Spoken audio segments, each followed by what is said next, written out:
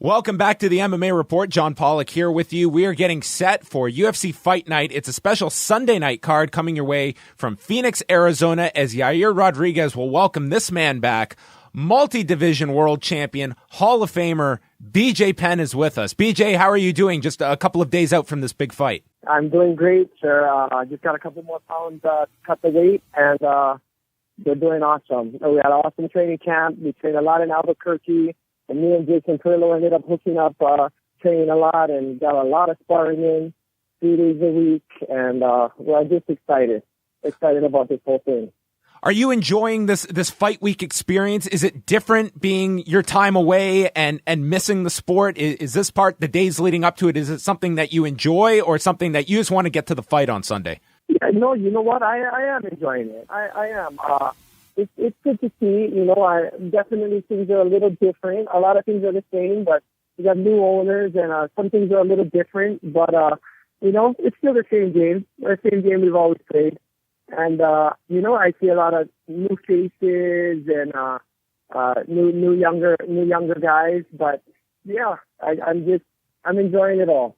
Does it still feel like the UFC, or does it feel like it's so many different faces, and does it somewhat feel like a different company from the last time you fought? You know what? There's a couple of mainstays that I see here and there, but definitely a different company.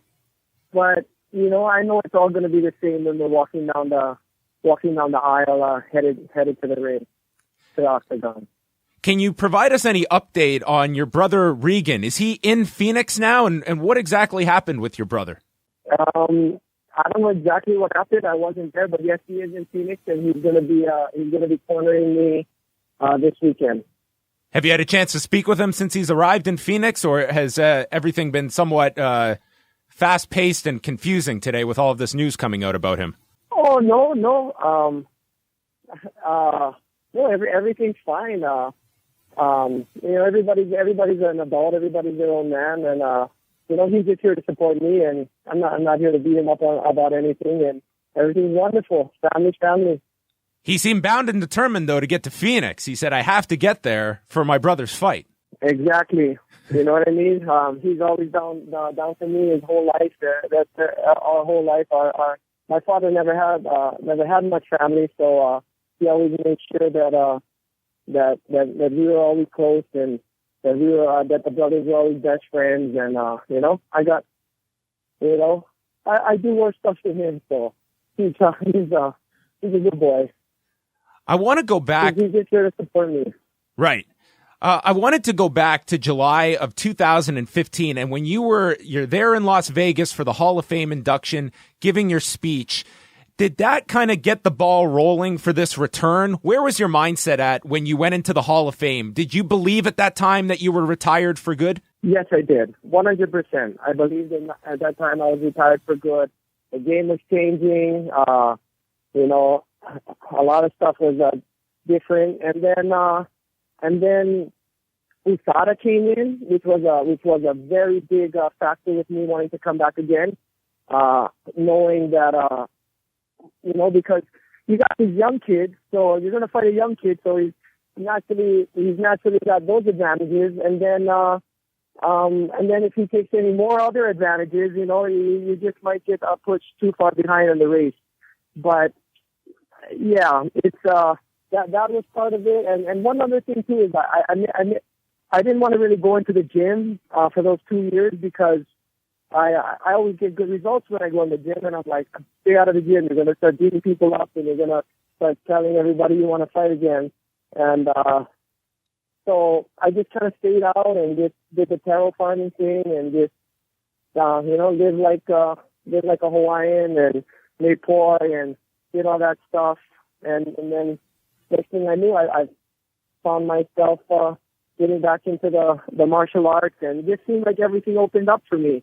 And then when I started training for the fight, all these things started coming up, and my fight getting canceled. And but within all that time, I never did waver, I never did tire, and I always knew that I would be walking into the octagon. There was never ever a doubt in my mind. When I set my mind to something, I want to do it, and I want to make it happen. That's really interesting because I imagine, BJ, with all of these setbacks, did you learn something about yourself too, and being so strong about that desire to come back and fight? Because like life gave you the opportunity many times over the past year to say, you know what, I've had a Hall of Fame career. I can call it a day now, and I'm a legend. And you never wavered. It was always, well, then I'm going to fight on this date or this date. And here you are just days out from this return. Was this a learning process for you as well over the last year and having some of those setbacks? Yeah, you know what it is you got a lot of people that fight in the UFC. They want to be a fighter in the UFC. They call themselves fighters and then all this type of thing. But you got a lot of them that if you really ask them, they'll say that there's more to life than fighting. And here I am at 38, and I'll tell you that there's nothing more for my life than fighting. Nothing more important. Nothing even comes close. And that's the only thing that matters to me. So it never even came. You know, somebody who really isn't a true fighter and who's just doing this to get their name out there or be on TV or get a bunch of Instagram followers. For them, it might have been easy, like, maybe something's telling me not to do this. But for me, this is everything. This is it.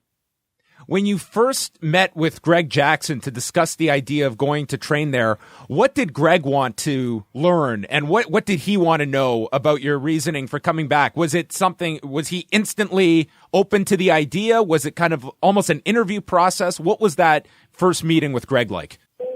Well, I called Greg on the phone, and I told Greg, hey, man, I'm coming back. I want to go get the 145-pound belt and be the only man to hold 3 belts.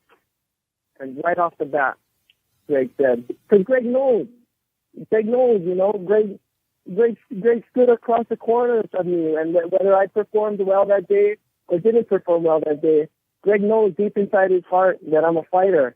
And Greg, and you give a coach a fighter, and a fighter that wants to win, and then he knows what he's got. You know what I mean? So, yeah, right off the bat, me and Greg, we just clicked right off the bat, and it was just right up from our first conversation. He said, "BJ, as soon as you get this third world title, I think we both can retire at that point." And I was like, Greg, you know it, and we love this. We love this stuff, and you know, I'll be the first to say, I mean, I pride myself in how crazy I am, and Greg is more nuts than me. He's crazier than me, that guy. Don't let him fool you the way he looks, man. He might just look like a quiet guy, just trudging through, but no. He's a peaceful man looking for war, that guy. Last question from me, BJ.